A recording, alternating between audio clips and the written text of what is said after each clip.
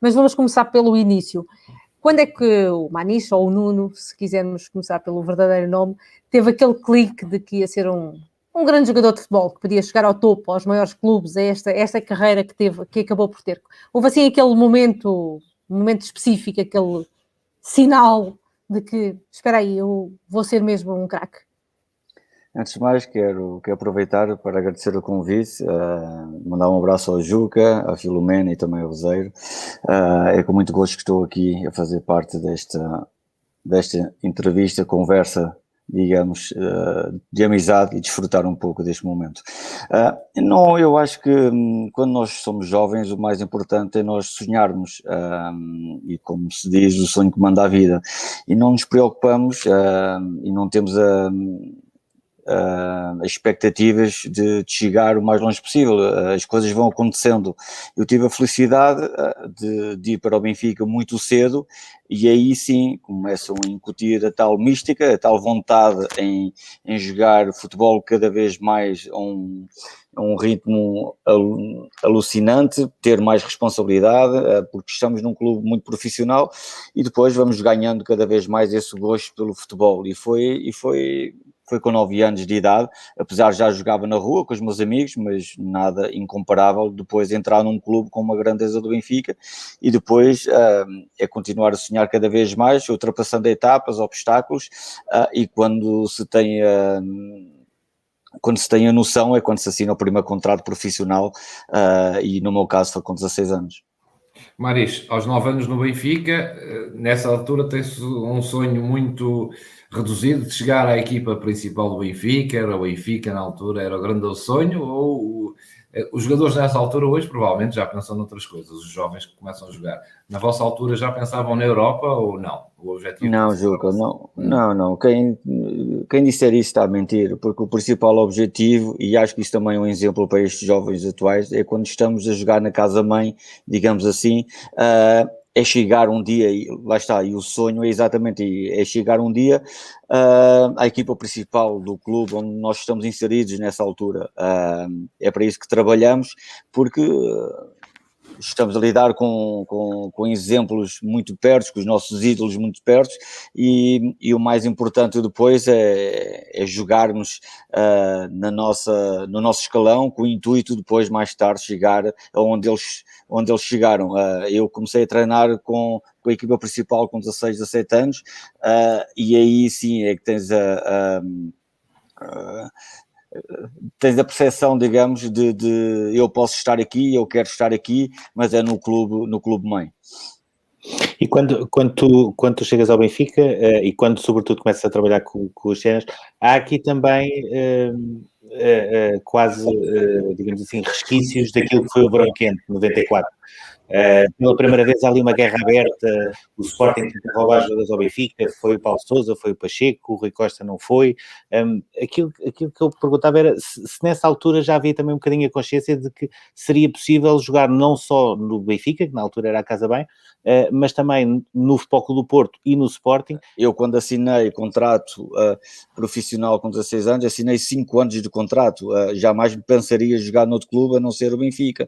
Aliás, até cheguei, depois de vir emprestado ao Alverca, cheguei a capitão do Benfica e nunca pensaria mudar de clube, mas lá está, a vida por vezes acontecem situações inesperadas que não controlamos, e depois a nossa vida pode mudar em frações de segundos ou minutos, ou mesmo numa hora ou outra em que não renovei o contrato com o Benfica. Por isso, nessa altura, com essas situações que tu disseste muito bem, eu como jovem não pensava sequer em mudar de clube, porque tinha contrato, e estava também, digamos, num grande clube como o Benfica. Também já disseste, e antes de irmos para aí, que sonhavas, digamos, seguir os teus ídolos, os ídolos que tinhas. Que ídolos eram esses? Numa altura, eu não sou uma pessoa muito de ídolos, eu gosto de referências, porque essas referências é que me ensinam. Os ídolos é muito relativo, é aquilo que nós, como jovens, vimos a jogar na TV, e provavelmente em muitas delas olhamos para esse ídolo e dizemos, eu gosto dele porque ele faz estas coisas dentro do campo, porque nós não conhecemos o ídolo fora do campo. por isso é mais nessa condição. E nessa altura era o João Pinto, porque era uma referência no futebol nacional, era um jogador que estava sempre em alta, era uma referência no Benfica, era um jogador que desequilibrava, na seleção era um ídolo também para todos os portugueses, por isso reviam muito daquilo que o João fazia dentro do campo, porque era um jogador muito aguerrido, era um jogador que tinha muita personalidade, dava tudo dentro do campo e eu me identifico com esses jogadores. Também já contou que foi para as escolas do Benfica porque os seus pais não tinham dinheiro para pagar o autocarro que chegasse até a Alvalade. Foi uma infância assim tão difícil no bairro da Boa Vista? Difícil, mas feliz, porque o mais importante é nós sermos felizes independentemente das condições financeiras que os nossos pais têm ou não. Eu não tive a culpa que o meu pai não nasceu num berço de ouro, tive que trabalhar para os ajudar até hoje, por isso orgulho muito da educação e dos princípios e dos valores que eles me deram, e os valores e os princípios é sonhar, é lutar pelo aquilo que nós queremos, é colocar objetivos de vida para nós atingirmos, e obviamente que o meu passe, ou a senha do passe, só me dava para o Estádio da Luz, porque tinha que comprar outro, que era mais caro, que era o L123 na altura, para o Estádio de Alvalade, e já não havia dinheiro para isso. Por isso, olha, foi o Benfica. Mas a minha experiência foi bastante engraçada, porque eu até fui a pé na primeira vez e na segunda vez ao Benfica, nas captações, porque a minha escola, que era a Pedro Santarém, em Benfica, Sim. Era relativamente perto, isto é, para um jovem de 9, 10 anos, nessa altura não era muito para correr pelo nosso sonho, e então não me custou nada.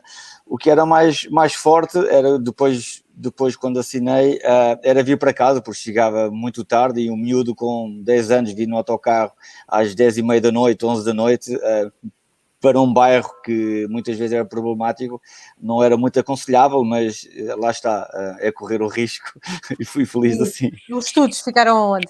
Os estudos, eu fiz o 9º ano na altura, depois não tive a oportunidade de fazer mais, porque fui muito jovem internacional, comecei a fazer parte das seleções jovens também, onde era impensável o tempo para jogar e conciliar com a escola, mas há 4 anos, 3 anos e meio, 4, acabei de fazer o 12º ano. Era um dos objetivos também para mim, para a minha vida também futura. Manis, quem começa a jogar aos 9 anos e logo no Benfica, tem outros sonhos a partir daí? Antes de ser jogador de futebol, o Manis pensava ser quê? Engenheiro, médico, advogado? Eu gostava de ser pintor, Juca. Pintor de casas ou de quadros? Não, lá está, eu já sabia que era essa a pergunta. De casas, não, mas gosto de pintar, gosto de desenhar. Gosto e até essa pergunta é muito boa, porque eu, quando fui para a Colónia, depois do Atlético de Madrid, eles testaram exatamente as minhas qualidades como pintor e desenhador, se assim se pode dizer, porque eu dei uma entrevista, lá está, a dizer que gostava de ser pintor quando era miúdo, e do decorrer da entrevista eles levaram-me a um bosque onde tinha uma situação para eu pintar, e eu tive que desenhar, lá está, veio-me à memória a Catedral de Colónia, e desenhei a metade, e eles ficaram surpreendidos. Depois deram aquilo para uma instituição de caridade, para reverter algum dinheiro para essa instituição. Por aí quadros para a gente ver? Não, aqui em casa não. Eu prefiro guardá-los, porque não são também assim muito, muito bonitos. Eu tenho olhos na cara também. Aquilo que eu gostava de perceber é se naquela altura já havia um bocadinho aquela disputa de formação do Benfica, formação do Sporting, e se pensava, por exemplo, do género, se eu tivesse o L123, se calhar tinha sido melhor para mim, ou se achava que o Benfica era mesmo o caminho certo naquela altura. O meu pai é sportinguista, era ferrenho, quando depois assinei pelo Futebol Clube do Porto e tive o sucesso que todos nós conhecemos, o meu pai virou portista também, por isso a vida lá está, é aquelas situações de um pai, não é aquele que faz, é aquele que cria. Por isso eu tenho muito esta situação. Fui muito feliz num clube como o Futebol Clube do Porto, e jamais esquecerei. O Porto está para mim como os meus pais estão para toda a minha vida também, os meus filhos. Por isso tenho que ser justo, é um reconhecimento por tudo aquilo que o Futebol Clube do Porto me deu e continua-me a dar, a nível também de respeito, a nível também de projeção mundial. E o meu pai, lá está, seguiu as minhas pisadas. Mas nessa altura, de facto, quando assinei pelo Benfica, tive alguns dias ainda para contar ao meu pai que tinha assinado pelo Benfica. E ele não achou assim muito da piada ao princípio, porque ele era um ferrenho sportinguista. Eu cheguei, recordo perfeitamente que o meu pai colocou-me a sócio do Sporting quando eu tinha 2 anos de idade, ia ver muitos jogos do tempo do Douglas, do Silas, do Luizinho, enfim, gostava muito dessa equipa, e o meu pai incutiu-me essa verde e branco, digamos assim, do Sporting, e comecei a gostar de facto desse grande clube.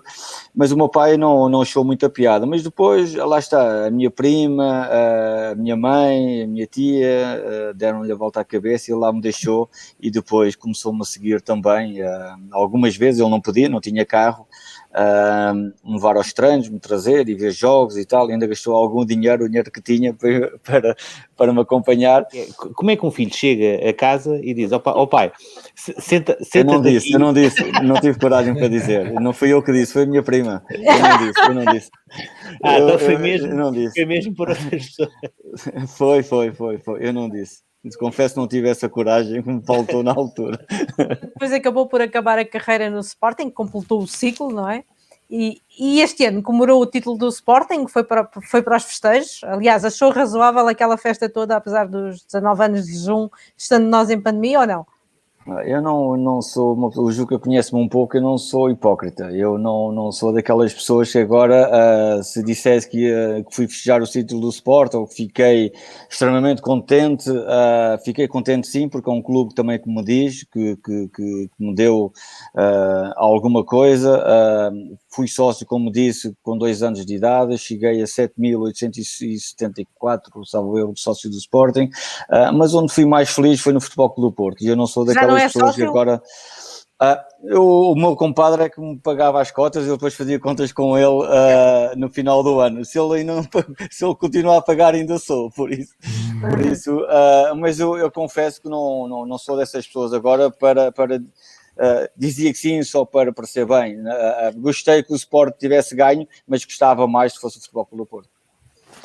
Maniche, e de onde é que vem essa alcunha? Na altura, Maniche era, aliás, foi Pedroto, mais ou menos, que eternizou de alguma maneira esse jogador nórdico, que lhe chamava o rapaz alto e louro, e acabou por ser o Maniche a ficar com essa alcunha de Maniche. Provavelmente tinha o cabelo loiro, não sei, alto também não era assim como ele, tão alto. Foi o primeiro treinador, julgo eu, que pôs essa alcunha. Usavam consigo, os colegas faziam bullying consigo. De onde é que vem isso, Maniche, e o que é que aconteceu? Isto foi muito cedo, foi o Mr. Arnaldo Teixeira, nos infantis, que me colocou essa alcunha. Porque eu comecei nas escolinhas Benfica como ponta de lança, e era loiro, tinha o cabelo comprido, e foi por aí, porque as semelhanças não eram muitas, como tu disseste muito bem. Eu não sou muito alto, e ele é extremamente alto. Não era avançado. Segundo dizem, eu também não me recordo muito das qualidades que o Maniche tinha. Acho que fazia muitos golos, segundo o que me disseram, mas não era assim muito bom tecnicamente, mas fazia muitos golos, que ajudou o Benfica a ganhar. Mas eu era mais pelo meu aspecto físico, digamos assim, em termos de cabelo, em termos de ser loiro, de ser branquinho. É mais por aí, porque de resto não tinha nada a ver. Até porque o Arnaldo Cunha, nesse ano nos infantis, colocou-me a lateral direito, por isso nada tinha a ver uma coisa com outra.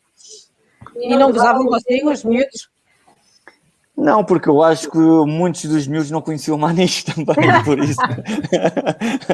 Se fosse agora era mais difícil, porque os miúdos já nascem ensinados. Naquele tempo era mais difícil.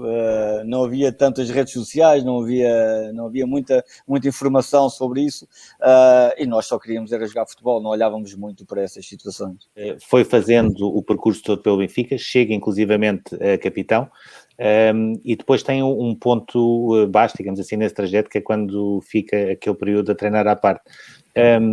Olhando para trás, consegue perceber o que é que se passou, o que é que alguma vez alguém do Benfica justificou esse esse ir treinar à parte, que imagino deva ser complicado? Não há que justificar. Eu acho que as pessoas sentem-se envergonhadas, no meu ponto de vista. Eu já contei a minha versão várias vezes, nunca foi desmentida, porque não pode ser, porque as pessoas, se forem justas e corretas, sabem exatamente que foi verdade.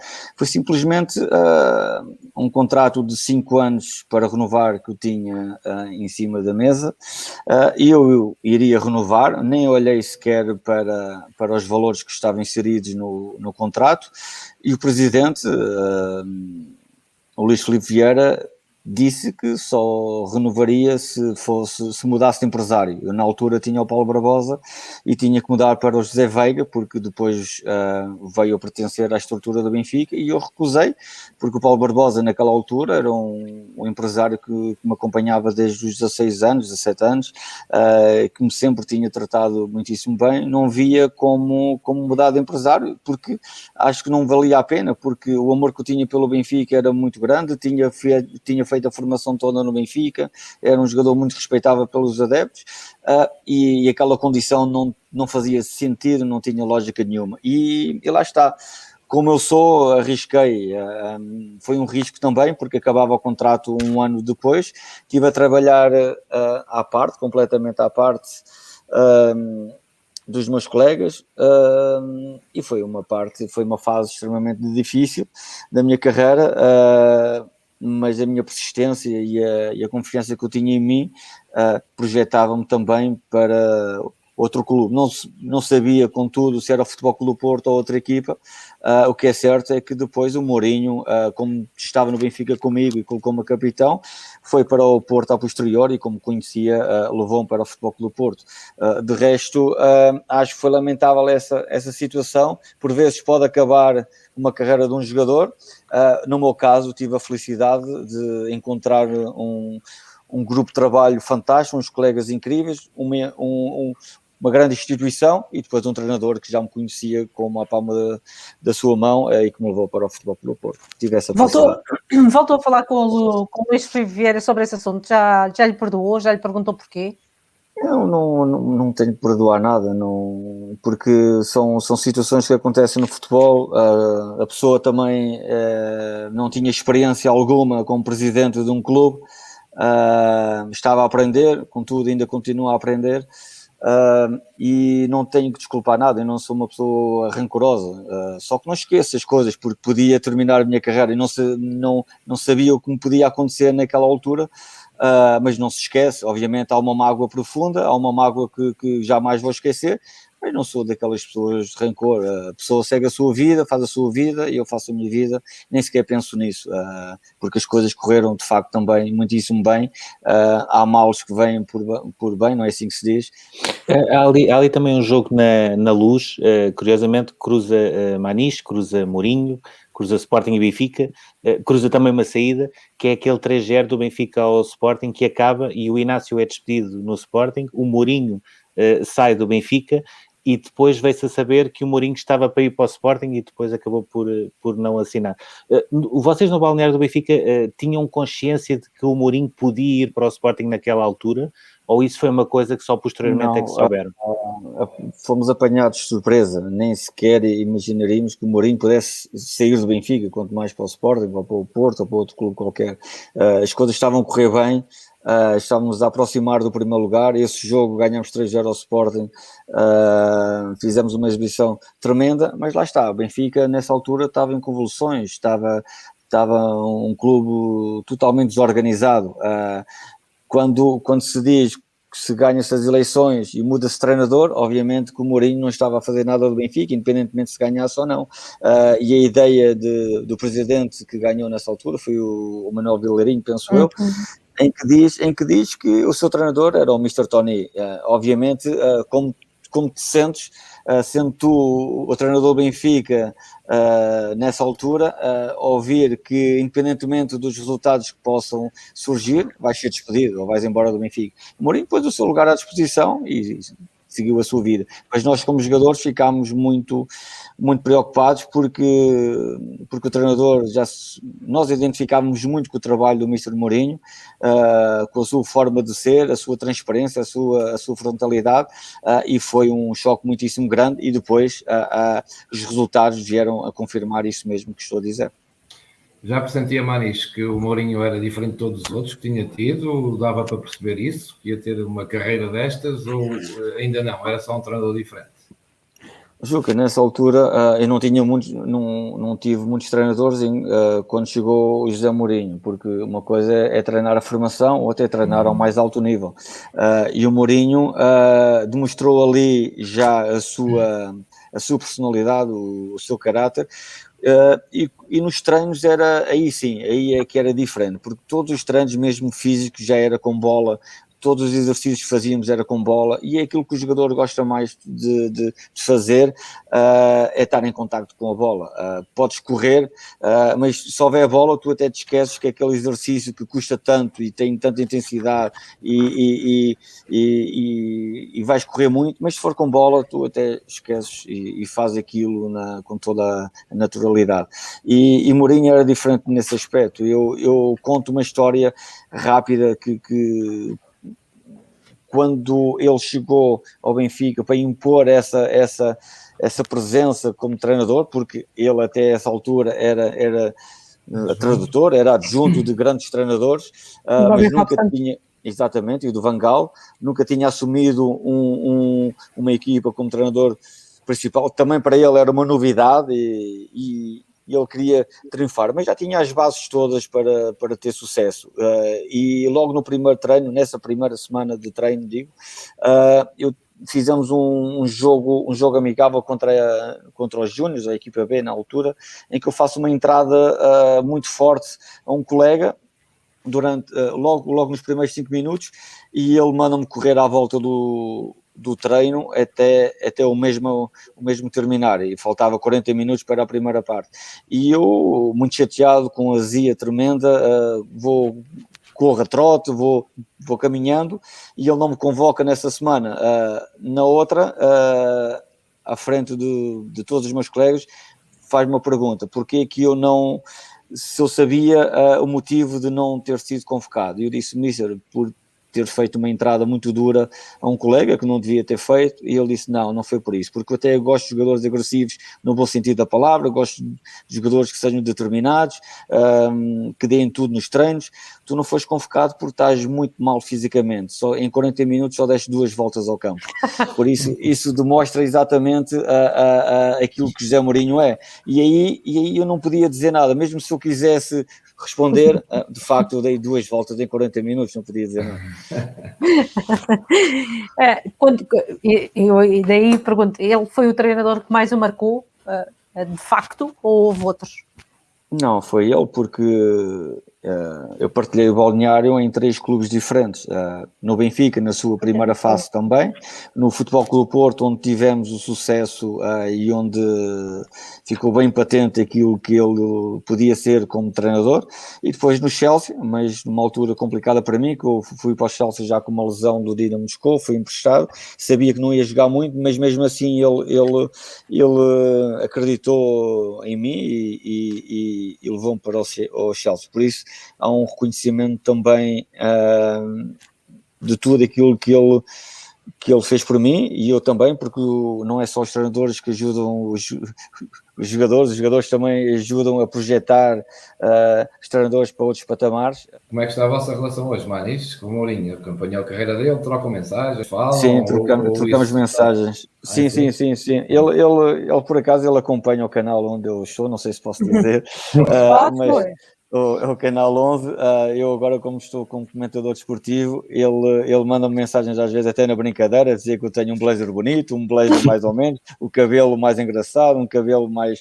enfim, ele é uma pessoa que tem um sentido de humor também muito, muito grande, e trocamos mensagens. E coincidimos às vezes também em algumas situações como embaixador da FIFA e da UEFA, por isso falo muitas vezes com ele.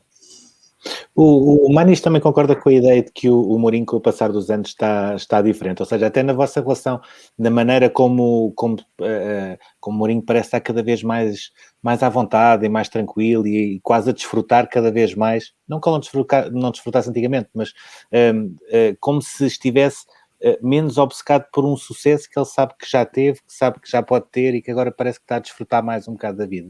Também tem essa ideia. As condições são outras, o futebol também mudou e obviamente ele também tem que mudar como treinador nesse sentido, tem que se adaptar à nova realidade, é esta nova geração que é já tem Instagram diferente. E tudo.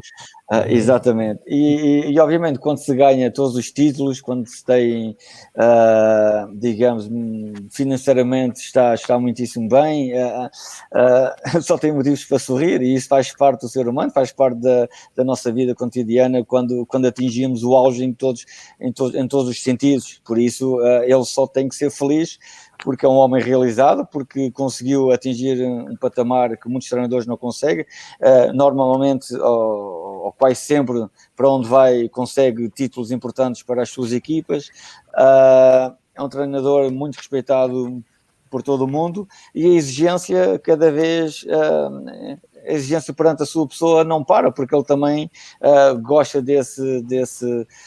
gosta de colocar esses patamares também, esses objetivos muito altos para ele se pôr à prova a cada dia que passa. O Nuno no Futebol Clube do Porto foi campeão europeu, ganhou a Taça UEFA, não é? Ganhou a Intercontinental, até ganhou aquele carro que depois trocou por ienes por ser considerado o melhor em campo. Há a história dos ienes espalhados no avião, não é? Depois foi 2 vezes campeão, ganhou uma taça, uma supertaça, ainda é a tal história de que é portista do coração, esteve nos 3 grandes do futebol português. Há assim tão grandes diferenças do Futebol Clube do Porto para os outros clubes e no quê concretamente? Existe uma grande diferença e eu vou dizer isto de forma com toda a naturalidade, porque eu vivi exatamente isso. Viver no Porto é totalmente diferente do que viver do resto do país. E eu não quero entrar aqui em políticas, que isso não faz parte da minha pessoa.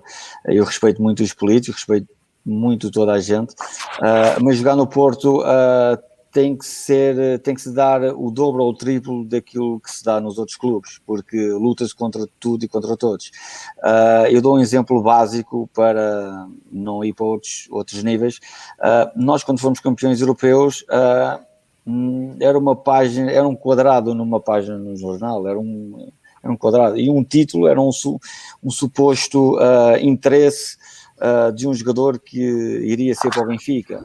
Essas coisas magoam, porque o Porto é dos clubes que projetam mais o nome de Portugal para outros patamares, tem ganho ultimamente as competições europeias e levam o nome de Portugal em todas as dimensões, mas tem que ser tratado também como tal, e acho que eu senti isso na pele como jogador.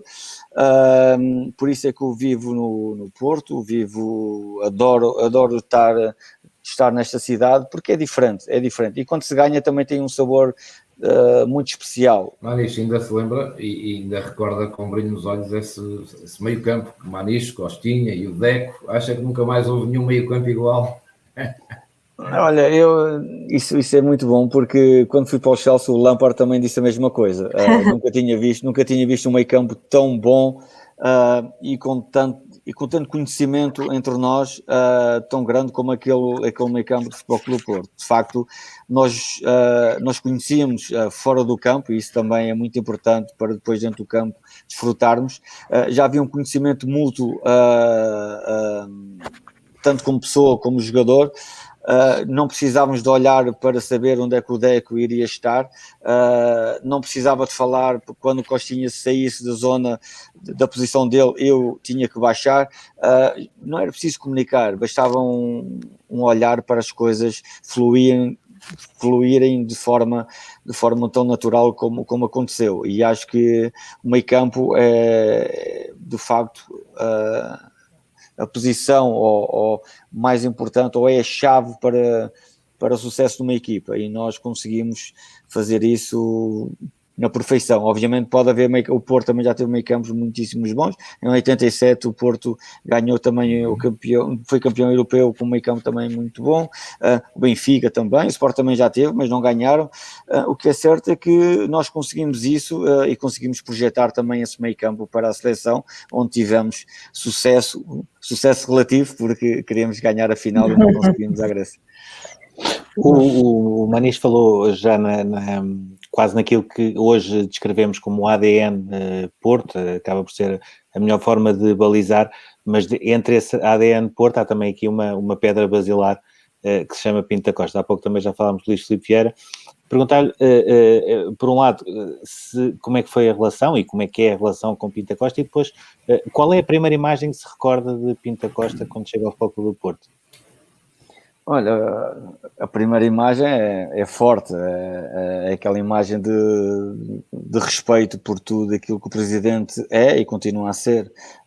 Não é por acaso que é o Presidente com mais títulos no mundo, mas o respeito é intacto, porque só de olhar para ele, só a sua presença já impõe respeito. Eu recordo quando jogava no Futebol Clube do Porto, em que nós estávamos a ganhar 2-0 ao intervalo, mas não estávamos a jogar muito bem, e no Porto não chega só a ganhar, tem que se jogar bem, a exigência é muito grande, 1-0 não chega, tem que ser 2, se estamos a ganhar 2 não chega, tem que ser 4, mas é assim, vais evoluindo, e lá está, quando tens referências também do balneário, como eu estive, no caso do Vítor Bahia, do Paulinho de Santos, do secretário, Jorge Costa, Capucho, eram estes 5 jogadores, as referências do Futebol Clube do Porto na altura que eu estive, também dão-te essa bagagem para a adaptação ser o mais rápido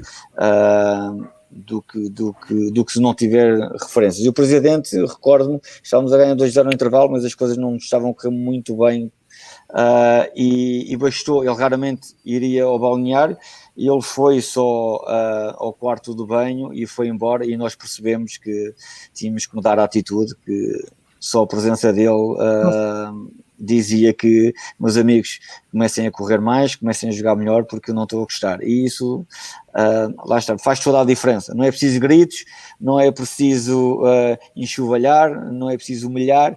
A figura deles bastava só entrar no balneário para perceber se as coisas estavam a correr bem ou estavam a correr mal.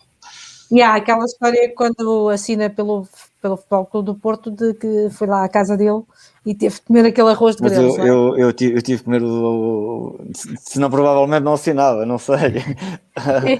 Já uma vez lhe disse que não gostava de arroz de grelos e que comeu e calou, não disse nada. Eu ofereci-lhe o livro e disse isso, e ele disse que até percebeu, e é só para ver a memória que ele tem, e até me disse que... Mas eu recordo que tu ainda querias repetir.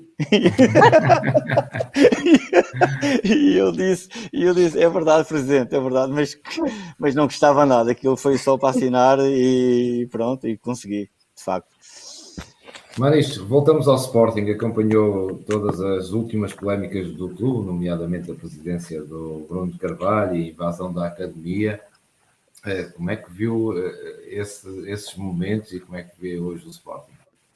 Olha, vi esse momento como todos nós, amantes e apaixonados no futebol, triste, obviamente, são estas situações que não devem acontecer. Eu acho que o desporto e o futebol em concreto, sabendo que é um desporto de emoções, mas não tem lugar para o fanatismo.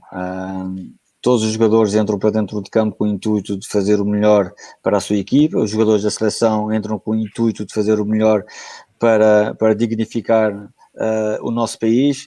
Ninguém gosta de perder, e por isso estas situações são lamentáveis e não podem ocorrer, não só no futebol, mas no desporto em si. E o Sporting, obviamente, mudou para bem, mudou porque o Sporting era...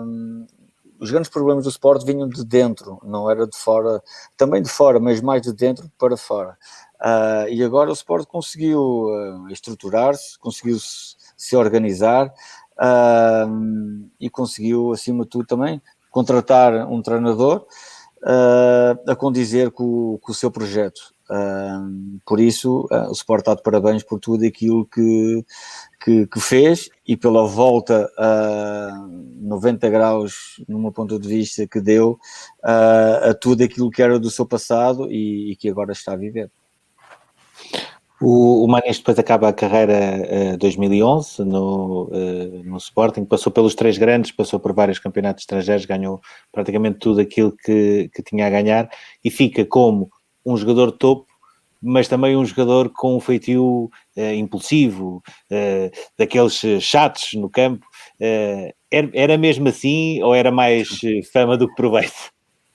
Não, eu acho, quando nós dizemos a verdade, somos chamados de arrogantes, não é? E quando se joga com a intensidade que eu jogava, muita gente dizia que eu era incorreto. Eu não compreendo essas palavras. Tento entender, colocar com o pensamento daquilo que as pessoas pensariam se eu estivesse no outro lado. Mas acho que não, eu dava tudo dentro de campo, era das minhas características. Não há um clube que eu representasse que possa dizer que eu não dei tudo dentro do campo.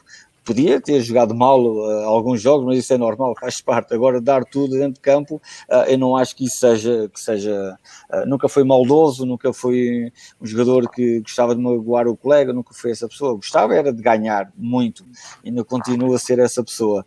Tenho uma personalidade, um caráter muito forte, porque não gosto de mentiras, gosto e às vezes perco muitas coisas por ser assim.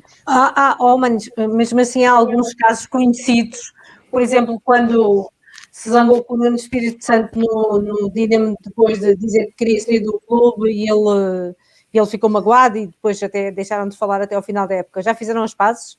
Sim, isso só demonstra exatamente aquilo que eu penso como pessoa, isto é, quem levou, as pessoas não sabem, quem ajudou a levar o Nuno Espírito Santo para o Dinamo Moscou fui eu.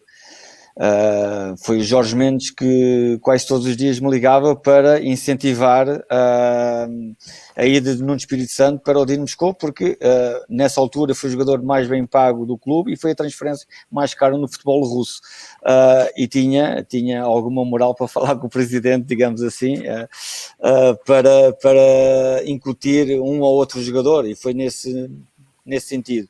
E ajudei o Nuno a ir para o Dinamo. Obviamente que as coisas, para mim, como pessoa, e tinha o meu irmão no clube também, há uma fase de adaptação em que eu não me adaptei, foi uma transformação muito grande para pior, isto é, estar no Futebol Clube do Porto habituado a todos os miminhos, em que o roupeiro coloca a tua roupinha no teu lugar. E agora, quando saímos de Portugal, quando saímos dos grandes clubes, como é o Futebol Clube do Porto, temos a noção de onde nós estávamos. Eu estava num grande clube onde não me faltava rigorosamente nada, só pensava futebol 1h30 por dia, ia para casa e fazia a minha vida como queria. No Dinamo não, no Dinamo tínhamos que acordar provavelmente 1 hora mais cedo para ir à procura dos equipamentos para treinar, e um clube que pagava muitíssimo bem, e isso não fazia parte, não era assim que eu estava habituado. E então eu não me adaptei ao futebol russo, não me adaptei ao clube, não me adaptei à sua mentalidade, e dei uma entrevista a dizer que queria sair, e o Nuno Espírito Santo achou por bem que se afastar desse comentário, digamos assim. Queria preparar uma conferência de imprensa a dizer que os jogadores portugueses não tinham nada a ver com aquelas declarações que eu tinha feito. E eu falei por mim, eu disse, eu não gosto, eu não quero, eu quero sair. Não disse os meus colegas portugueses. Por isso, e tinha o meu irmão incluído no clube. Por isso, depois cheguei a cruzar com o Nuno, obviamente, e o Nuno perguntou-me porque eu estava chateado com ele, e lá expliquei, e aquilo se resolveu como homens. Não gostei da atitude dele, porque não coloquei em causa nenhum meu colega, coloquei-me em causa até a minha pessoa, por isso, mas essas são histórias que ficam no baú. Há outra, Manis, uma com o Javier Aguirre no Atlético, o que é que se passou? Essa foi mais dura? Foi muito mais dura, de facto. Lá está, eu não tenho medo de falar nessas coisas porque isso faz parte do jogador, não há nenhum jogador que não tenha uma situação dessas. Então é escondidas e não gostam de contar, só gostam de contar as coisas boas e eu posso contar tudo porque acho que no futebol temos coisas muito boas e coisas más. Eu por acaso tenho que me orgulhar da carreira que fiz. E essas situações desagradáveis também que podem acontecer num balneário. E nesse caso com o Javier Aguirre, nós íamos jogar para a Copa do Rei a uma cidade muito longe de Madrid, e eu nessa semana lesionei-me no joelho, e ele pensava que eu estava a fazer filme, digamos assim, para não ir jogar a Copa do Rei por uma equipa muitíssimo inferior, era da segunda B na altura, penso eu, e era longe de Madrid. Ele pensava que eu não queria ir de viagem, e eu chego ao treino e o médico do clube leva-me a uma clínica para fazer a ressonância magnética. Só que o médico esqueceu-se de avisar o Mr. Javier Aguirre que eu tinha ido, e ele pensava que eu estava a fazer tratamento, mas sem o avisar. Chego com os exames e o Mr. pergunta ao médico o que é que eu tinha, e o médico disse que eu tinha líquido no joelho, que era impossível jogar esse jogo. E ele, não se convencendo, manda-me ir à clínica novamente fazer esse exame. Repetimos o exame e acuso exatamente a mesma coisa. Líquido no joelho, onde não podia jogar. Ele não me convoca, ficou chateado, não sei porquê, porque contra factos não há argumentos. No outro dia, quando regressamos aos treinos, depois desse jogo, ganhámos 2-1, penso eu, ele chama, eu estava a fazer tratamento, chama-me e diz que, à frente de todos os meus colegas, que já não contava comigo. Eu fiquei surpreso, não sei porque que ele não contava comigo. E ele justifica a dizer que todos os jogadores têm que ter compromisso, têm que ter disponibilidade para ajudar a equipa, independentemente se é um jogo a 5 horas de Madrid ou se é uma equipa inferior e tudo mais. Estava a dar a entender que eu não quis ir jogar, e isso não era verdade, porque eu tinha provas e o doutor também, e ele colocou na cabeça que já não me queria, e eu... Enfim, eu recordo-me que eu estava com uma toalha enrolada ao meu corpo, porque estava a fazer tratamento. Eu levantei-me, com medo que a toalha também caísse, estava segurando a toalha, e foi direito a ele, quase que lhe encostei a cabeça, e disse a ele, e aí pronto, estas palavras não devia ter dito, disse a ele que ele era uma porcaria como treinador, mas era ainda pior como pai. Porque não sabia lidar com os jogadores. Se não sabia lidar com o filho, como é que ele iria lidar com os jogadores? Isso foi muito forte, arrependi-me de ter dito isso, pedi-lhe desculpa na altura, no sentido que não tinha que misturar coisas pessoais com o treinador, mas não retirava nenhuma palavra daquilo que eu disse como treinador, que era fraco, que era pronto, disse muita coisa, não vale a pena agora dizer.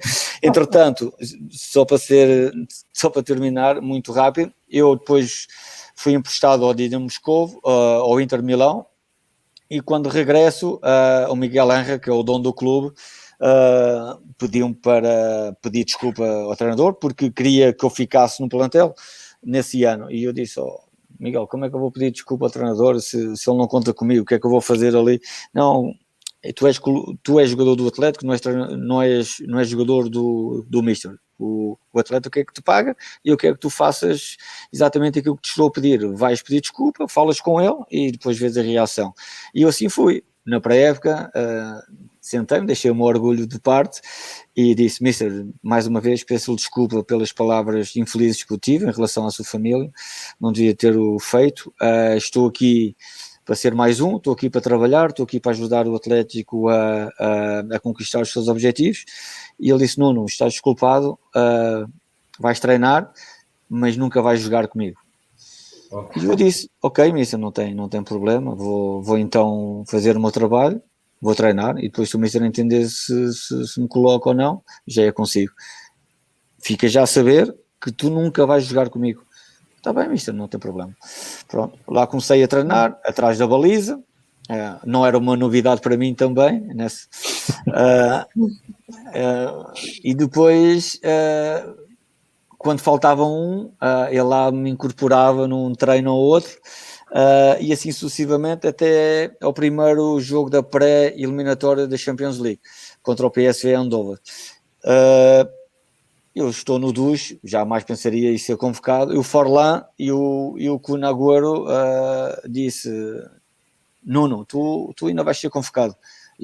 Vocês estão loucos, eu não treinei com a equipa, estou a trabalhar à parte, o homem nem pode me ver, como é que é possível eu ir para o jogo? E não mais numa pré-eliminatória da Champions League. O que é certo é que fui convocado e joguei a titular e fiz um golo. E dei o outro para o Kun Agüero. Por isso há histórias incríveis, na qual ele depois, mais tarde, veio a ser despedido, e à frente dos meus colegas disse-me que eu é que tinha razão, porque havia muitos jogadores que estavam contra ele, muitos jogadores que iriam falar nas costas dele ao presidente, e ele veio a saber isso mesmo, e eu fui uma pessoa muito frontal com ele, e que ele tinha que se aconselhar comigo e não o fez. Por isso, houve essa desculpa assim mais intensa, mas faz parte. Eu errei, ele também errou, por isso acontece.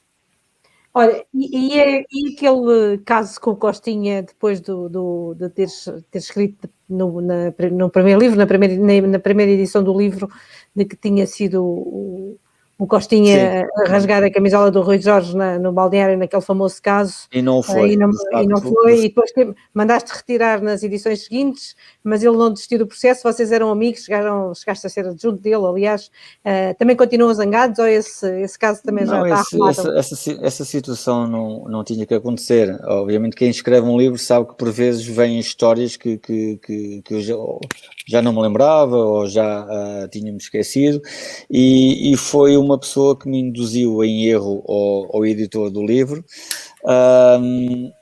e que disse exatamente que tinha sido ele a rasgar a camisola. Obviamente que eu estava no balneário, mas no balneário não tenho a percepção, porque acontece muita coisa, ou já estava no duche, ou não estava presente naquele momento, e eu deixei ir para a frente. Porquê? Porque achei que não era uma história também assim muito, já tinham passado muitos anos, e não era assim de todo mal, não, isso pode acontecer, até podia ter sido eu, enfim, pronto, não foi de bom tom, de facto, tinha que lhe perguntar a ele primeiro se tinha sido ele, se queria essa situação.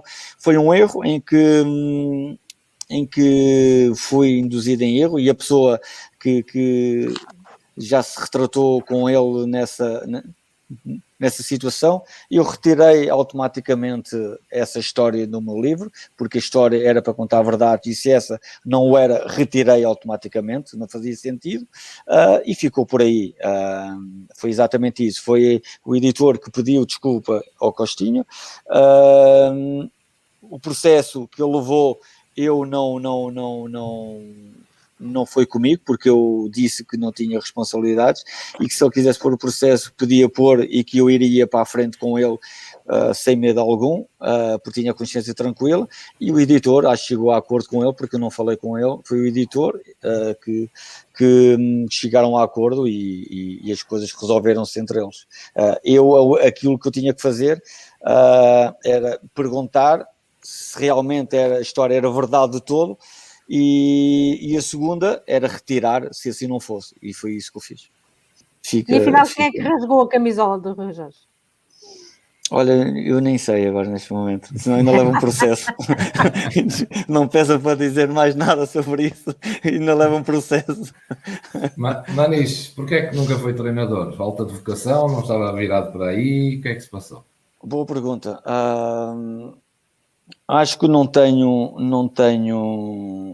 Eu tenho perfil para o ser. Provavelmente neste momento não tenho a disponibilidade mental para encarar essa situação. Ocupa muito tempo. Tenho que engolir vários sapos. Eu não sou essa pessoa. Muitas vezes elefantes.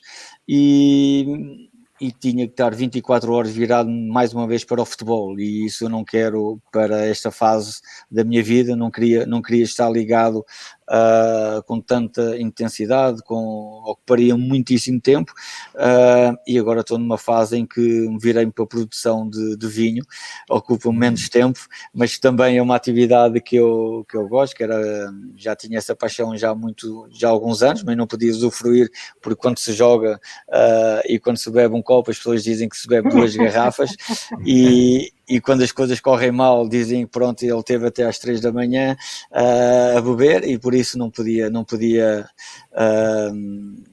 ter essa atividade. As passagens que teve curtas como adjunto e como treinador, e até percebendo que poderia de facto ser treinador se tivesse essa disponibilidade mental, podíamos ver um Maniche mais próximo com o estilo Sérgio Conceição, ou um Maniche mais próximo do estilo Amorim? O Rosero está-me a chamar arrogante outra vez e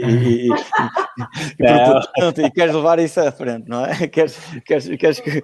Ok. Não, então, Sérgio Amorim ou seja, foi no fundo o duelo deste campeonato, ou seja, são 2 estilos, as equipas jogam sempre bem, são 2 estilos de liderança diferentes.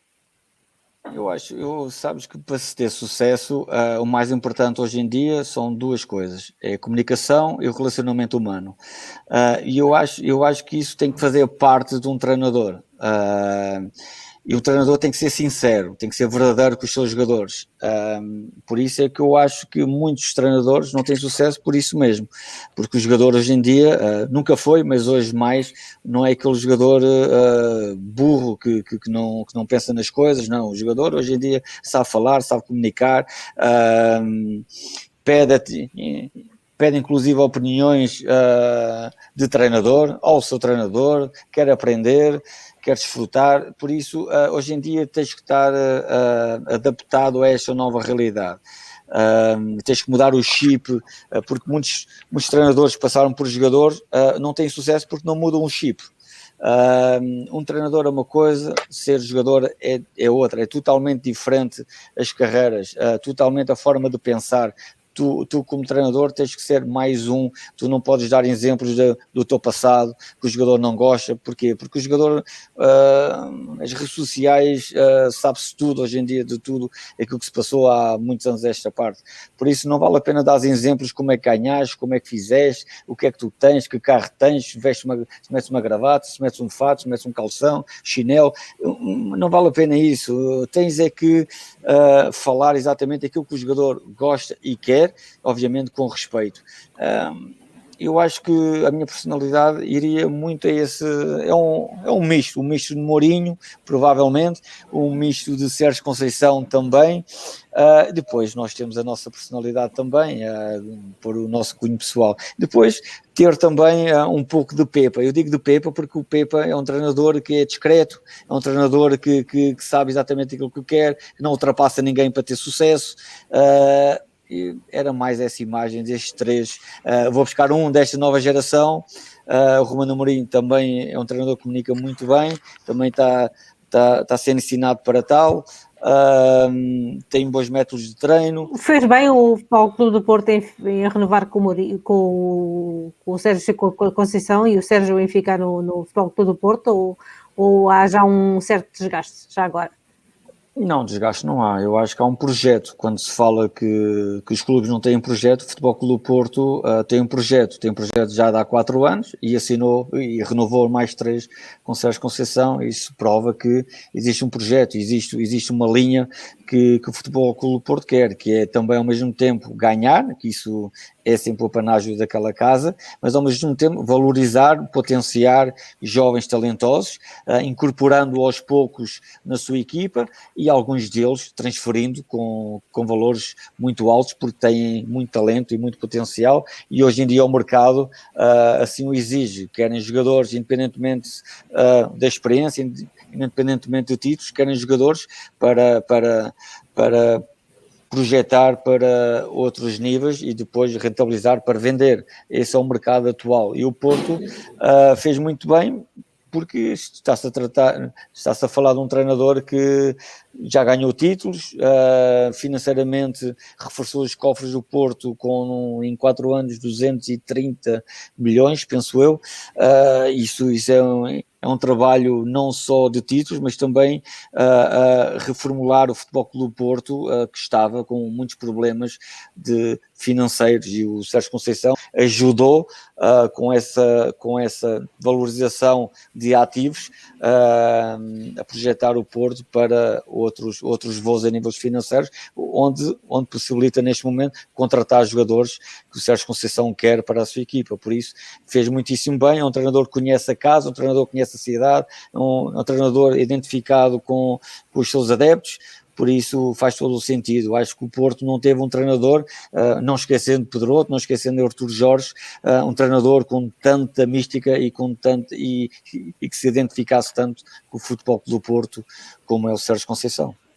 Já falaste também do Ruben Amorim, mas e do Jesus? É expectável que ele continuasse no Benfica, ou achavas que também era uma altura dele poder sair? Eu acho que os clubes não podem estar a mudar de treinador ano após ano quando as coisas não correm bem. Isso é insustentável para um clube de futebol. O Benfica investiu muito dinheiro nesta temporada, investiu em jogadores que provavelmente em que não se adaptaram, em que não correu bem. O Benfica, com o investimento que fez, obrigatoriamente teria que ganhar títulos, não o fez, e quando assim coloca-se tudo em causa. E o Benfica, neste momento, o que se passa é que o Jesus, metade dos seus jogadores não foi ele que contratou, mas a responsabilidade é sempre dele, porque é o líder, é ele que coloca os jogadores a jogar, mas a responsabilidade é de todos, é dos jogadores, do treinador, da estrutura, que não soube estruturar e organizar este plantel, o scouting mal feito no meu ponto de vista, e agora há que tirar ilações daquilo que correu mal e melhorar esta época, porque vai ser um ano decisivo por tudo aquilo que se passou a época passada e tudo aquilo que se vai passar. Acho que o Benfica não pode errar nas contratações, não pode haver dúvidas nas mesmas. Já que falámos de zangas, falarmos também dos seus amigos no futebol. O seu maior amigo no futebol é o Deco? Ficaram amigos para a vida desde o Alverca? Sim, é o Deco. Eu acho que no futebol muita gente diz que tem muitos amigos, mas eu não concordo. Eu acho que existe muitos colegas, muitos ex-colegas, há um respeito mútuo devido à pessoa, devido ao currículo, devido à trajetória como profissional, mas amigos, eu tenho muito mais amigos fora do futebol do que dentro do futebol, mas isto não tem nada a ver que seja o futebol, ou que seja o handball, ou que seja o basquetebol, ou que seja um arquiteto, ou que seja escritor. Tem a ver com pessoas. A amizade temos de valorizá-la tanto, porque hoje em dia é tão difícil encontrar um amigo, que temos que valorizar aqueles que temos, ou os poucos que temos, e levar para toda a vida. E o Deco, de facto, é uma pessoa fantástica em todos os níveis. Cruzei-me com ele no Alverca e a partir daí, até hoje, eu já não digo amigos, mas somos irmãos. Manis, está a começar o Euro, vai começar agora, já começa hoje, mas ainda há aquele Euro de 2004, ainda tem pesadelos com aquela final, já passou. Mas eu acho que ficou acima de tudo o dever cumprido, porque fizemos uma campanha histórica, foi pela primeira vez que Portugal chega a uma final numa competição tão importante, e o orgulho que todos nós temos é no sentido em que demos a oportunidade dos portugueses gostarem mais do seu país, terem orgulho no seu país. Foi uma organização em termos de segurança, em termos de bilheteira, de tudo mais fantástico, ficámos orgulhosos nesse sentido, e depois dentro do campo tínhamos a noção da responsabilidade, porque sabíamos que o Euro era em Portugal, sabíamos que os portugueses são daquelas pessoas, mal um falhanço, o negativismo vem ao de cima, e E nesse jogo contra a Grécia, no primeiro, veio o típico português, no sentido de agora já fomos, acabou-se a esperança, vamos embora, e nós tínhamos que pensar exatamente nisso tudo. Não, nós temos que fazer um grupo forte, temos que nos juntar, temos que trabalhar bem, temos que ter compromisso, temos que colocar dentro de campo tudo para dar orgulho a todos os portugueses. E foi exatamente isso que conseguimos fazer. Jogo após jogo, os portugueses começaram a acreditar, começaram a sentir que o país era bonito, que temos coisas fantásticas no nosso país e que até colocaram bandeiras nas janelas, enfim, foi tudo bom, de facto, àquilo que nós estávamos a fazer dentro do campo. Não chegámos ao objetivo final, e aí veio o pesadelo, porque de facto tínhamos todas as condições de vencer essa partida, não conseguimos, por um erro esse que estava projetado pelo Scolari durante a semana, porque a Grécia só conseguia marcar o golo de bolas paradas e foi exatamente isso que aconteceu. Uma falha de marcação, uma saída em falso, pode acontecer a qualquer jogador, mas mesmo assim não é desculpa, porque tivemos muito tempo para fazer um golo ou dois, não o fizemos por incompetência também nossa, alguma infelicidade. Não acho que foi justo, porque nós jogámos muito melhor que a Grécia, mas lá está, isso não vale de nada. O que vale é que foi a Grécia que conseguiu vencer o europeu, e isso é uma mágoa tremenda que fica para todos nós e para os portugueses, mas fica ao mesmo tempo o dever cumprido, a consciência tranquila, fizemos que os portugueses acreditassem, e foi a partir desse momento em que os portugueses começaram a exigir ainda mais a outras gerações, começaram a acreditar e a apoiar cada vez mais a nossa seleção.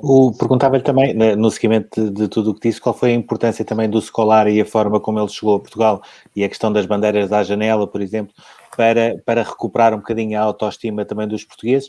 E depois uma outra coisa paralela, que é o Scolari aproveitou o meio campo do Futebol Clube do Porto, que era nada mais nada menos do que o meio campo campeão europeu. Mas eu fico sempre com a percepção, durante o Euro 2004, que havia mais manis na equipa de Portugal, com bola, do que havia no Futebol Clube do Porto. Ou seja, no Futebol Clube do Porto havia um Manis que tinha mais chegada e fazia mais golo, e se calhar na seleção um Manis que tinha mais bola, que jogava mais que o Deca também a nível de circulação, tinha sempre mais de 100 passos por jogo. Também, o Manis também tinha essa percepção da diferença que existia entre Porto e seleção.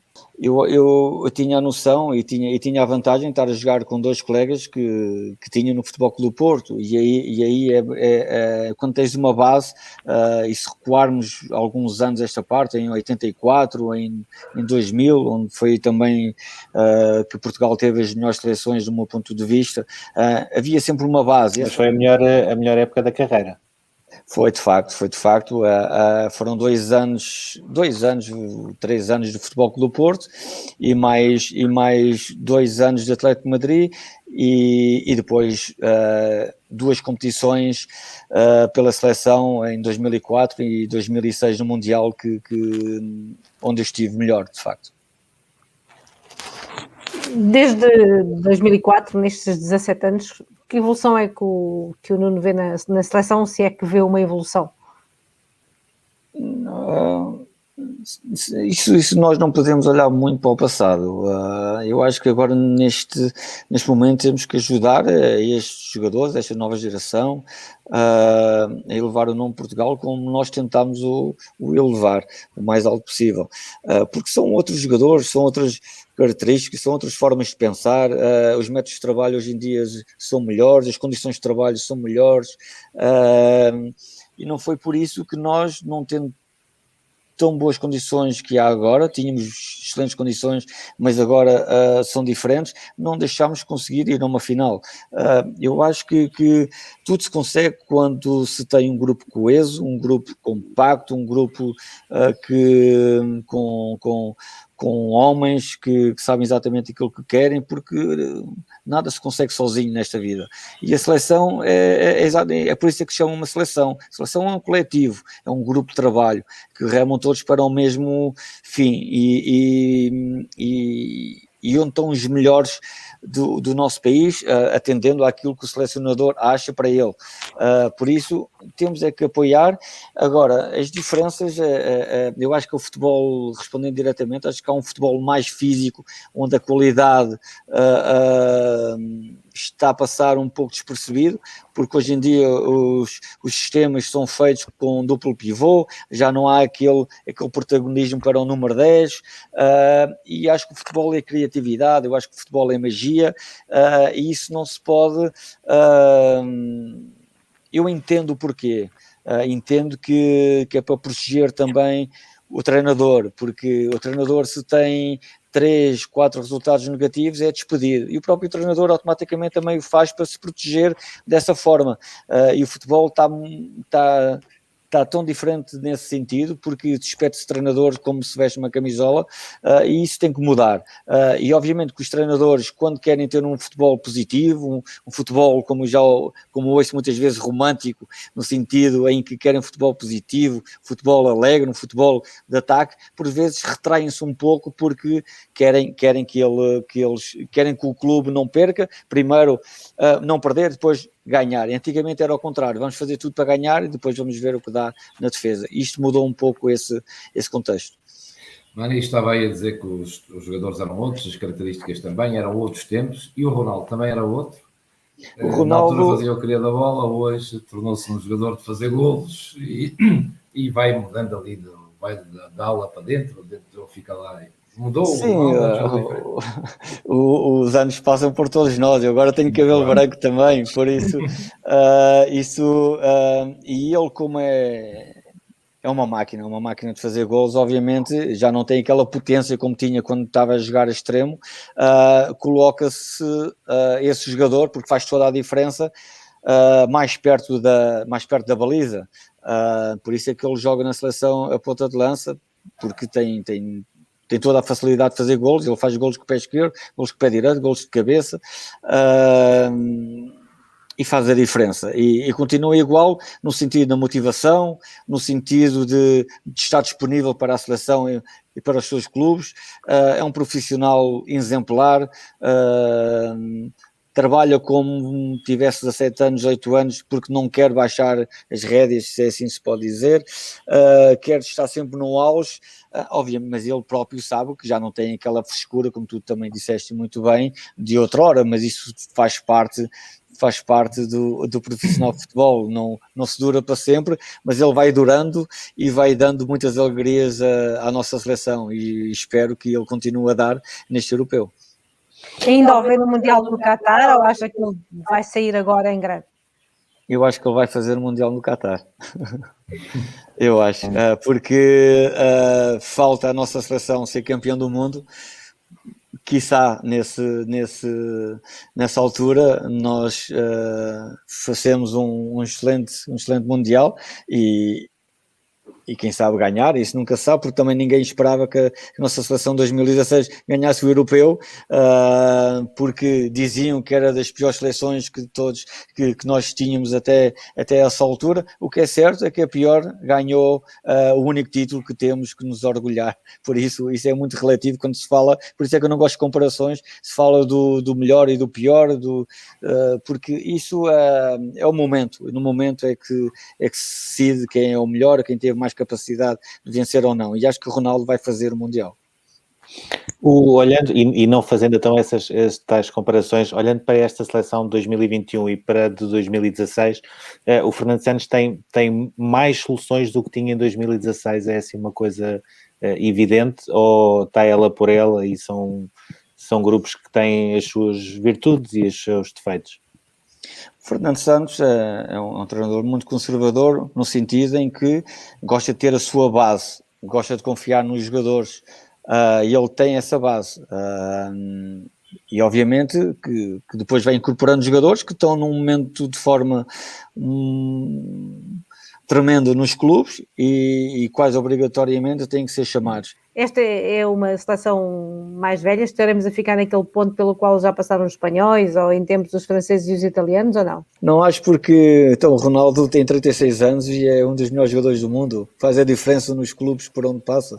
Agora fez na Juventus, melhor marcador de todos os tempos, enfim, o Pepe é o melhor central, um dos melhores centrais do mundo ainda hoje. Eu não vejo isso, não vejo a idade um posto, não vejo a idade no intuito de agora já está velho. Aliás, a tendência é essa quando as coisas não correm bem. Quando as coisas correm bem, já ninguém liga à idade. Isso é muito relativo. Eu acho que temos aqui uma simbiose de experiência com juventude, e que assim tem que existir não só na seleção, mas também nos clubes todos. Essa experiência é importante num clube como na seleção, a qualidade e a juventude também o é. Agora, o que faz toda a diferença é o talento e aquilo que o jogador quer efetivamente ajudar. Eu acho que é mais por aí, é o compromisso. Manis, destes jovens jogadores que estão na seleção A e daqueles que agora jogaram este europeu de sub-21, se tivesse que apostar num que é a maior promessa para si, quem é que apostar? Na seleção portuguesa? Sim, e se quiserem buscar algum de sub-21, não pode ir. A seleção sub-21 tem jovens com potencial e um talento muito grande. Eu acho que nós não podemos estar preocupados com o futuro da seleção, porque temos de facto uma geração que aí vem com muita capacidade de levar também o nome de Portugal para outros níveis. Por isso, na seleção sub-21, eu não sei se ele é uma revelação, eu acho que ele já é uma certeza. Eu gosto de dois, aliás. Gosto do Vitinha, do sub-21, e gosto muito, muito mesmo do Diogo Costa, do guarda-redes da seleção e do Porto. São dois jogadores que me particularmente encheram umas medidas. O Vitinho eu tenho vindo a acompanhar a carreira, porque é um médio e eu também fui médio. A tendência é ver mais esses jogadores, mas obviamente que a seleção, não só, eu gosto muito do Daniel Bragança também, gosto muito do Fábio Vieira, o Dani Mota noutro registro. Temos uma seleção fantástica. Da seleção A, temos de facto o Nuno Mendes, fez uma época tremenda.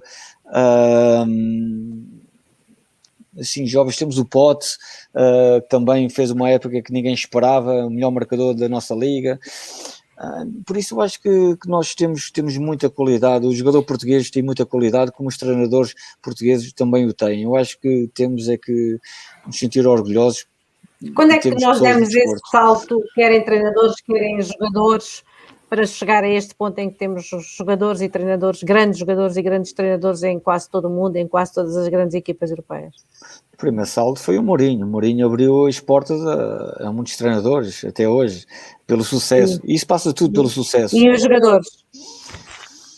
Os jogadores, eu não vou dizer que fui eu, nem o Costinha, nem o Satares, porque nós fomos para o Dinamo Moscovo e abrimos muitas portas para outros jogadores irem para a Rússia.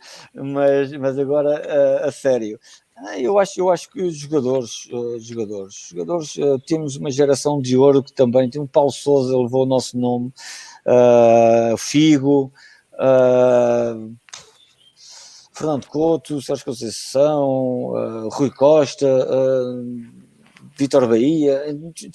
Nós temos tantos exemplos que é injusto. Lá está, eu dou estes nomes. Imagina o selecionador nessa altura tinha tanta dificuldade em levar outros, e ficando outros no banco e outros não sendo convocados. Enfim, é terrível. Por isso é que eu não quero ser treinador também. Ou selecionador talvez um dia. Nunca se sabe. Há aqui uma coisa curiosa, e percebendo esta escolha do Maniche em todos os miúdos do Sub-21, falou sobretudo de médios, falou de facto do Diogo Costa, que é um guarda-redes com grande potencial, mas não falámos aqui de centrais. Tivemos o Diogo Leite e o Diogo Queiroz, que fazem uma fase final muito consistente, também já se conhecem há uma década, que já jogam juntos, com o Dalot e com o Diogo Costa. Perguntava se acha que a questão dos centrais poderá ser o maior desafio que Portugal tem nesta altura, em termos de opções para o futuro. Agora temos uma geração com qualidade. Antigamente dizíamos que nós não tínhamos não tínhamos laterais esquerdos, agora temos em demasia com muita qualidade, agora é os centrais, tirando o Pepe, mas está aí o Ruben Dias, está aí também o Fonte, também tem uma idade já que daqui a uns anos vai acabar, temos o Domingos aí na lista, enfim, eu acho que acima de tudo eles têm que começar a trabalhar. Depois há outros que vão aparecendo, e o futebol é um momento, quem está melhor é aquele que tem mais possibilidades de ir à seleção. Já sei que não se vai querer comprometer, mas vamos lá fazer umas apostas. Quem é que vai ser campeão europeu? E Portugal vai chegar até onde? Olha, eu retiro três frases do Fernando Santos. Primeiro, ele diz que o futebol não é matemática pura. E isso significa que nós temos que demonstrar dentro do campo que somos melhores e que temos a capacidade de ser melhor e de mostrar, acima de tudo, melhor que as outras seleções. Depois diz outra que é, os jogadores têm que ter disponibilidade. Isso vem muito com o compromisso, porque muitos deles podem jogar na seleção em posições diferentes dos clubes, mas o mais importante é a seleção, o mais importante é o coletivo e não o individual. E por último, ele diz que a seleção é candidata a ganhar este título, mas não diz que é favorito. Porquê? Porque nós temos excelentes jogadores, temos jogadores tecnicamente muito evoluídos, que estão a jogar nas melhores equipas do mundo, mas temos que fazer a diferença. Lá está, não é ser repetitivo, mas é verdade, é dentro do campo. E favoritos, é sempre os mesmos, porque a França está fortíssima, a Alemanha está forte, uma equipa de fora, a Itália, e nós calhamos num grupo extremamente difícil, mas é o grupo que é, e Fernando Santos, eu gosto dele por ser realista, é o grupo que é, o grupo que nos calhou. Tivemos o Maniche em 2017 com aquele projeto do Camacha, que acabou um ano depois. Era um projeto que no início percebia-se que também dizia muito ao Maniche, até por estar ali o Camacha estar ali ao pé daquele bairro do Nogueira. O que é que correu bem, o que é que correu mal e o que é que retirou, por exemplo, dessa experiência? Sim, eu fui contactado pelo presidente na altura, explicou-me um pouco o que estava a viver o Camacha nessa altura. O Camacha nem sequer tinha dinheiro para inscrever jogadores. Eu tinha, lá está, eu sou uma pessoa de sonhos, às vezes correm mal, às vezes acordo e, como o Júlio estava a dizer, acordo para fazer um pesadelo, mas pronto, mas nós tiramos sempre as ilações e foi uma parte negativa, mas que eu retiro algumas coisas positivas. E a única positiva é que tinha que estar mais preparado, ou melhor preparado para esta situação do Camacho, isto é, fui também atrás da verdade, mas depois encontrei outra realidade, não podia fazer, o meu projeto era projetar o clube para níveis nacionais, para os patamares nacionais, não consegui, porque eu vi que não estávamos todos a rumar para os mesmos objetivos. Eu confesso que não estava preparado também para assumir um projeto como presidente. Queria muito, mas eu queria muito. Às vezes nós temos que ter a consciência que temos que nos preparar antes para abraçarmos projetos que a nós pode ser fácil, mas quando chegamos lá torna-se difícil, porque há sempre complicações, todos os dias tinha problemas, depois estando na Madeira mais problemas eu não podia, tínhamos um subsídio dado pelo Governo Regional da Madeira, mas era só para jogadores madeirenses. Se eu levasse um jogador do continente, retiravam 10% desse subsídio, e para se construir uma equipa forte, obviamente não é só com jogadores madeirenses, eu tinha que ir buscar jogadores ao continente para ter uma equipa muito mais forte do que aquela que eu tinha. Encontrei uma equipa também já velha no sentido, depois com muitos vícios, e eu não estando lá a viver regularmente também prejudicou-me. Faziam coisas nas minhas costas que eu não sabia, enfim, não, exatamente, eu tinha um protocolo, tinha um protocolo até dezembro, no sentido em se eu quisesse, eu achasse bem renovar essa situação até ao final, iríamos o fazer e fazer uma SAD.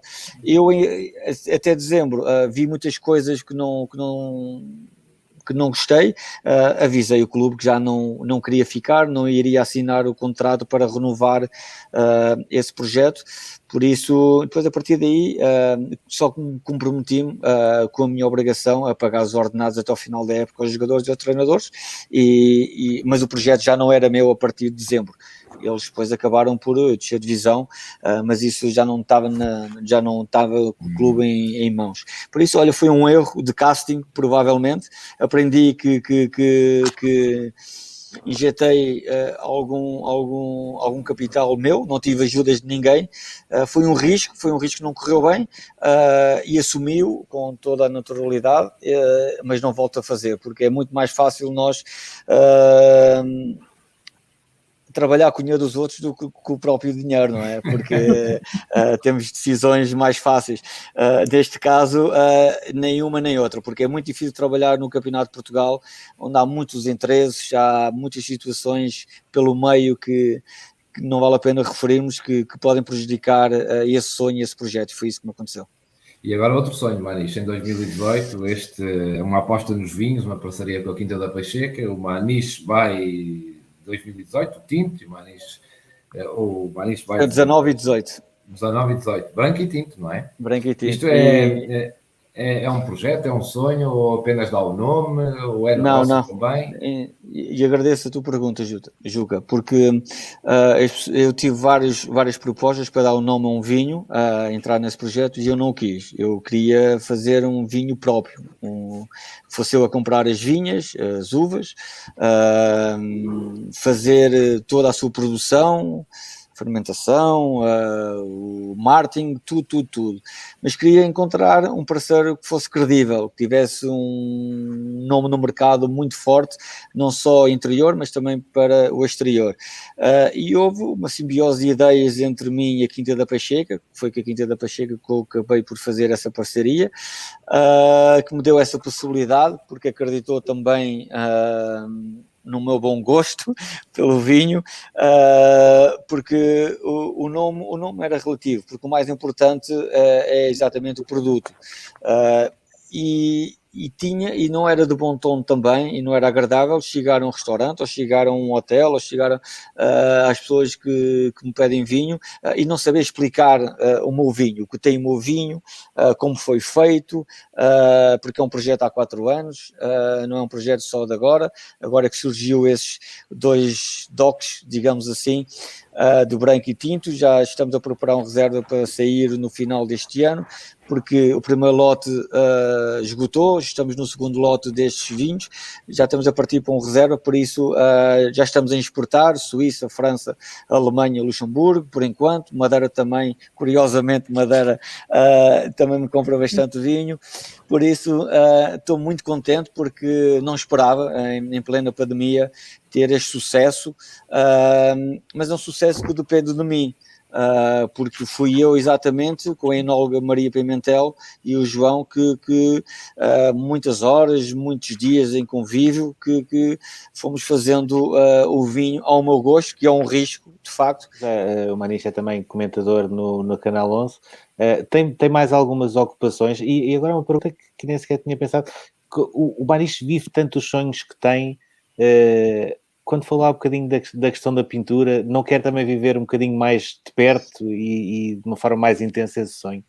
Não, porque isto é uma brincadeira, não começa a fazer filmes do pintor à série, não é nada disso, atenção. Temos uma pintor é um rascunho. Mas a maneira como falou agora na questão dos vinhos é de alguém, ou seja, não é só alguém que tem o seu sonho e tenta cumprir, não, é alguém que depois vai tentando perceber, vai tentando saber mais, etc. Sim, como o Maniche gosta tanto disso.